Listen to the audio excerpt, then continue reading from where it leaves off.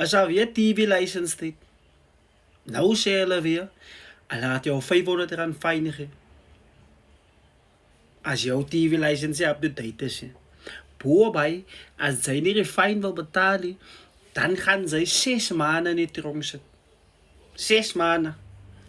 Dis my question vir hy genius, wat in charge is hebben, wat is een SABC TV license mense? Dis my question aan jou. 80% van Suid-Afrika se mense betaal die TV license. Sy wil vir ons kom, omdat ons TV verniet kyk. Nou kom ons maak 'n deal, né? Die 1.7 miljoen mense wat julle gesê het, wat krag steel en verniet lig kry, né? Sort eers die 1.7 miljoen mense uit. Dan gaan ons 'n duty maak om ons TV license te betaal. Vir eers voor jou eie deur, voor jy kan fucking worry wat in ons kamers aangaan. Sy worry met TV license.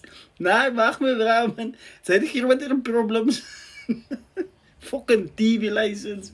Yo, 6 maanden in die tronken, met TV license. Ek weet het, sy weet. Dat gaat nooit gebeur nie. Jo, sy het klaar in sy plek in die tronkie. Sy wil mense opsluit met TV. Hy fucking slaap al buiten nie, man.